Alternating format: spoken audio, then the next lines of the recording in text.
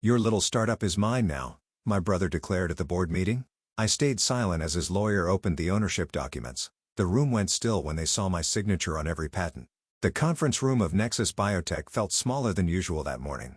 Maybe it was the tension crackling through the air, or maybe it was just the weight of what I knew was coming. I sat at my usual place, watching my brother Michael strut around like he already owned the place. He'd even brought an entourage, 2 lawyers in expensive suits, and our father, looking proud as always when it came to his golden boy, Emma. Michael's smile was all teeth and no warmth. Thanks for gathering everyone on such short notice. I nodded slightly, glancing around at my board members' confused faces. These were people who'd believed in my vision 5 years ago when Nexus was just an idea sketched on coffee-stained napkins. Now we were on the verge of revolutionizing cancer treatment with our patented nanotech delivery system, and my brother had come to steal it all. As you all know, Michael continued, straightening his Italian silk tie, Vertex Pharmaceuticals has been looking to acquire promising biotech startups. What you don't know is that I've been named their new director of acquisitions. My stomach tightened. So that's how he was playing this. I've reviewed Nexus's financials. He gestured to one of his lawyers who began distributing folders. While the research is interesting, the company needs serious capital to move forward, capital that only Vertex can provide. Dr. Sarah Martinez, my head of research, spoke up. We're actually quite close to phase our trials. Yes.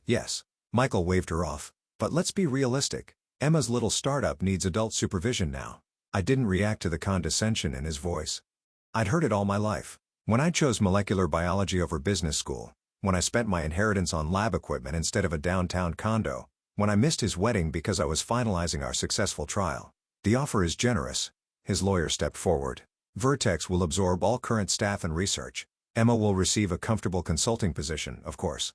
Of course, I echo softly. Michael's smile widened. Your little startup is mine now, sis. But don't worry, I'll take good care of your science project.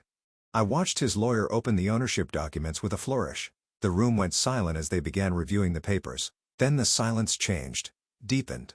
Michael's smile faltered. There must be some mistake. Is there? I asked, speaking for the time. These patents. His lawyer shuffled through the papers frantically. They're all registered to Emma Thorne. Personally, I finished for him. Not to Nexus Biotech, to me. The room erupted in whispers. Michael's face turned red. That's impossible.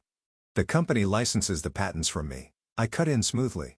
A detail you might have noticed if you'd done proper due diligence instead of assuming your little sister was too naive to protect herself. I stood up, smoothing my simple black dress. Every breakthrough, every innovation, every piece of intellectual property that makes our delivery system revolutionary, I own them.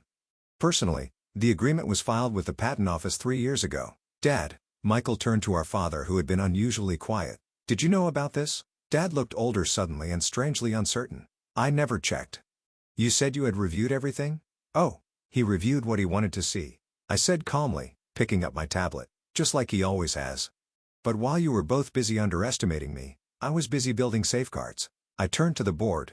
Ladies and gentlemen, given this attempted hostile takeover, I move to suspend this meeting. We'll reconvene once our legal team has reviewed Mr. Thorne's proposal. The board members nodded, gathering their things quickly. They'd seen enough corporate drama to know when to make a strategic exit. You can do this. Michael's voice cracked slightly. Vertex has already announced the acquisition to major shareholders. Actually, I smiled properly for the time that day. I can. And I did. But please feel free to explain to Vertex how you failed to verify patent ownership before attempting to seize control of a billion-dollar technology. I walked to the door, then paused. Oh, and Michael, that consulting position you so generously offered me. I turned back to face him. I decline. The sound of his expensive briefcase hitting the floor followed me out into the hallway. My phone buzzed. A text from Dr. Martinez. That was magnificent. But what now? Now I typed back. Now we show them exactly what they tried to steal. Because while Michael had been playing corporate games, I've been changing the world, and I was just getting started. I stepped into my private lab, the real heart of Nexus Biotech, the place where I'd spent countless nights developing the technology they thought they could simply take. On the main screen, our latest trial results glowed with promise. Results that would revolutionize cancer treatment. Results that belonged to me. My phone buzzed again. Dad, this time, we need to talk. I let it go to voicemail. They'd had years to talk, to listen, to understand what I was building. Now they could wait while I finished what I'd started. Because sometimes the quietest person in the room isn't quiet because they have nothing to say. They're quiet because they're too busy changing the world to waste words on those who never bothered to listen. And I had a world to change. The next morning, Vertex Pharmaceutical stock opened down 15%. Headlines screamed about the failed acquisition and undisclosed patent complications. I watched the chaos unfold from my lab while reviewing our latest trial data. Dr. Thorne, my assistant's voice came through the intercom. Your father is here again, and there's something else. What is it, Julia? The NIA just called. They want to fast-track our approval process. Apparently, someone sent them our complete trial results. I smiled, thinking of the encrypted files I transmitted last night. How interesting. Tell Dad I'll give him 10 minutes. He looked smaller somehow, standing in my lap. The great Thomas Thorne, venture capitalist extraordinaire, surrounded by equipment he'd once dismissed as a waste of money. The board of Vertex wants Michael's resignation, he said without preamble. Not my problem. Emma, please, he's your brother. I carefully placed a slide under the microscope. Was he my brother when he tried to steal my company? When he called my life's work a science project, he didn't understand. No. I adjusted the focus, watching cancer cells die in real time. He didn't bother to understand, neither did you. I admit, I underestimated. Everyone underestimated me, Dad. That was their mistake. I straightened up. Do you know what this is? I gestured to the microscope. He shook his head. This is the future of cancer treatment. Targeted nanoparticles that can deliver medication directly to cancer cells while leaving healthy tissue untouched. 0 side effects, 94% efficacy rate in trials. That's impossible. No, that's science. The science you and Michael were too busy mocking to notice. I pulled up our trial results on the main screen. The NIC is fast-tracking our approval. Within 6 months, this treatment will be saving lives. My God, he whispered, finally understanding. Emma, your 10 minutes are up. I turned back to my work. Julia will show you out. Wait, he pulled out a folder. Michael asked me to give you this. A new offer from Vertex. Triple the original amount. I took the folder and without opening it, fed it into the lab's paper shredder. Tell Michael he can keep his money. I have something better. I have results. After he left, I checked my phone. 3 missed calls from Michael, 2 from Mom, and 1 text from Dr. Martinez. Big pharma vultures circling. 5 acquisition offers this morning. I typed back, declined them all. We're staying independent, because independence was what I'd fought for all along. The freedom to pursue my research my way without corporate interference or family politics. My phone rang again, an unknown number. The voice on the other end was familiar. Dr. Thorne, this is Dr. Sandra Collins from that NIA to Review Board. We've examined your trial data. It's revolutionary. Thank you. We'd like to put you on the fast track program. Your treatment could be approved by year's end. I looked at the microscope screen, at the cancer cells being systematically destroyed by my nanoparticles. That would be acceptable.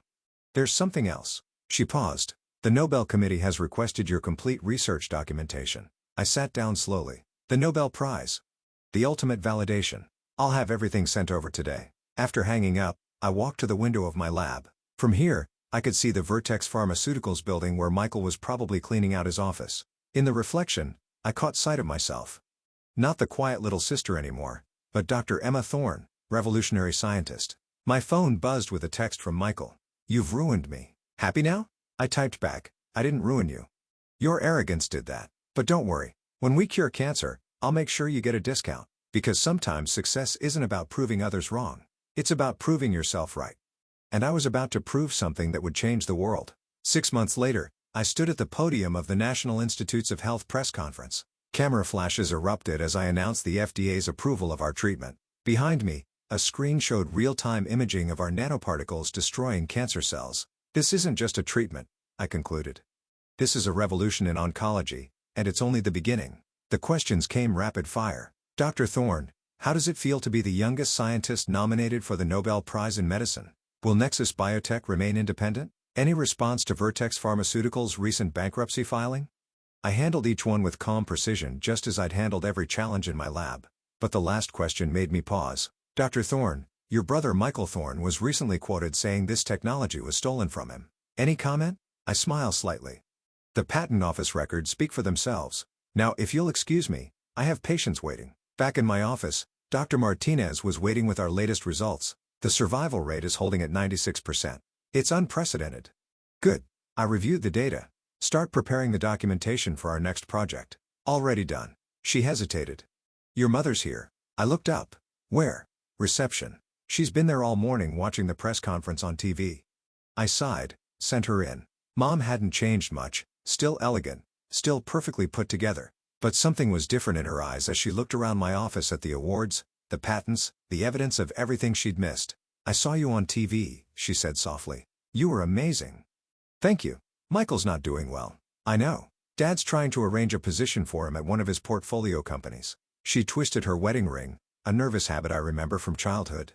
"He never meant to." "Yes, he did." I cut her off gently. "He meant to take everything I'd built because he never believed I could build anything worthwhile. You all did. We were wrong." She reached into her bag. "I brought something from when you were little." It was a faded photograph. Me at age 7, wearing oversized safety goggles, conducting my experiment with a chemistry set. "You were always different," she said. "Always quiet. Always thinking. We should have seen. You saw what you wanted to see." I handed the photo back. A quiet girl who needed to be more like her ambitious brother. "You never noticed I had my own ambitions. And now, what are your ambitions now that you've proved us all wrong?" I turned to the window where construction crews were breaking ground on Nexus Biotech's new research campus. "Now I'm going to cure more diseases, create more breakthroughs, save more lives. Without us?" "Without interference." I softened slightly. "But if you're genuinely interested in understanding my work, the lab tours are on Thursdays." She nodded, understanding the olive branch for what it was. "I'll be there." After she left, I went down to my lab, my real home. On my desk was a letter from the Nobel Committee, still unopened. I didn't need their validation anymore. I had something better: results. My phone buzzed. A text from Michael. "Congratulations. I was wrong." Then Dad, "You've changed the world, Emma. I'm sorry I didn't see it sooner." And finally, Dr. Martinez, ready to start the next revolution. I smiled, picking up my lab coat. Always. Because success isn't just about patents or prizes or proving people wrong. It's about changing the world while they're busy underestimating you. And I was just getting started. 1 year later, I stood in Stockholm accepting the Nobel Prize in Medicine. My family sat in the audience, not as controllers or critics, but as witnesses to what happens when you underestimate the quiet ones. In my acceptance speech, I didn't mention the attempt to take over or the family drama. Instead, I talked about the patients, thousands now, living cancer-free because of our treatment. I talked about the next horizons in medical science, and I talked about the power of quiet determination. Sometimes, I concluded, the biggest breakthroughs come from the people you least expect, the ones working silently while others are talking, the ones changing the world while others are planning to take it. Later that night, in my lab in Stockholm, I looked at my reflection in the window. Nobel laureate, CEO, scientist, the quiet girl who changed the world. My phone buzzed one last time, a message from a young researcher in our lab. "Dr. Thorne, I think we found something in the Alzheimer's trials." I smiled, putting on my lab coat because this was never about proving them wrong. It was about proving what's possible when you stop listening to those who doubt you and start listening to the quiet voice that says discover, create, revolutionize. And I was still listening.